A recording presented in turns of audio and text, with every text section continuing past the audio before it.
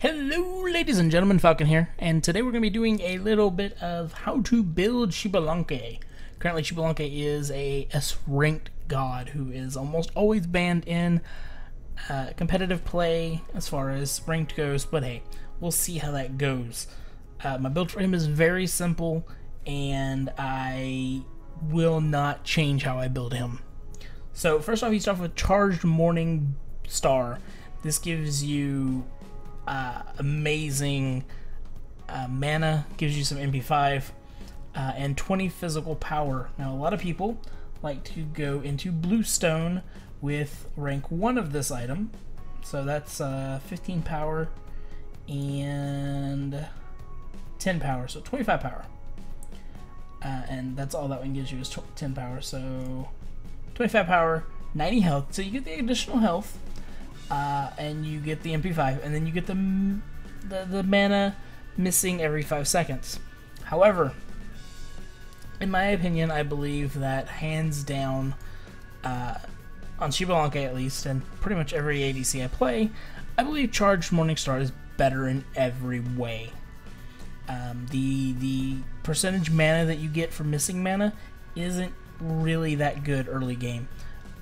This build right here, starting with Charged Morningstar with 2 or 3 health pots and then 3 or 4 mana pots, gives you the ability to stay in lane until you can finish Transcendence.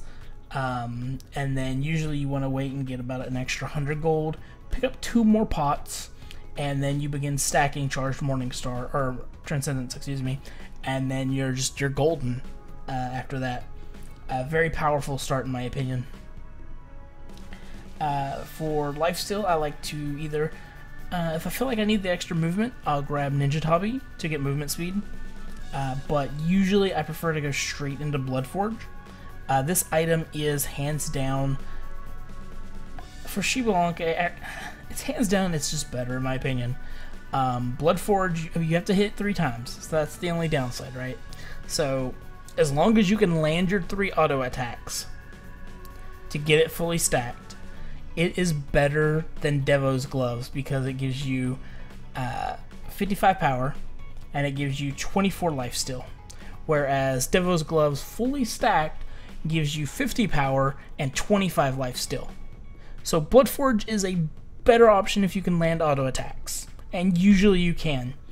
If you get Transcendence into Bloodforged, by the time you have Bloodforged fully online, you usually have almost at least 3/4 of your stacks of Transcendence. So then you can solo Gold Fury easy, as long as you can have people keep pressure off of you.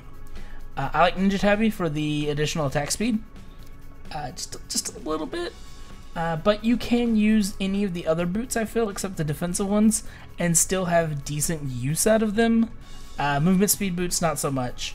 But definitely the extra power is good, but I really like the 15% attack speed. Next, it's kind of iffy. I use the same core build, but things change slightly. If I'm not in a situation where I'm needing a ton of pin, I will go for charged bow. This gives you just a good amount of attack speed, and it gives you the proc, and you start churning that thing off, and it's pretty nice early on.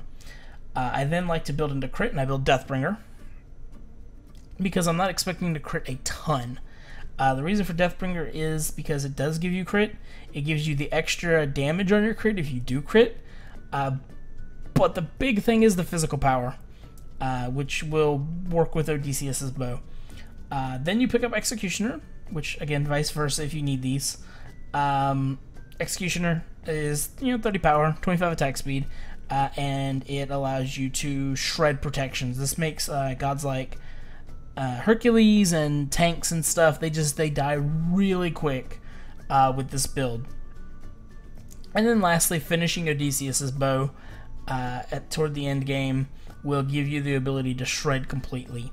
The only variation I add on this is that if you get in a spot where you're in a pickle for gold, you can substitute Bloodforge for Ozzy. See, it's 18 or 17k, excuse me, almost 18k.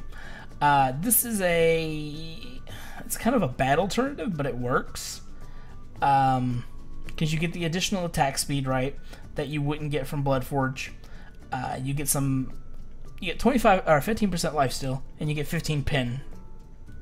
So that gives you a little bit towards your missing damage from the physical power that you would have from Bloodforge. Not a lot, but some. But then you have, it's kind of like this. Bloodforge gives you the option to switch. You have to land auto attacks. Aussie gives you the option to maybe miss some auto attacks and pick up Titan's Bane. Yeah, you can. I don't know. I pretty much would never deviate from this build right here, but I'd say it's a viable option. There's also the like triple crit build you could do, but whatever.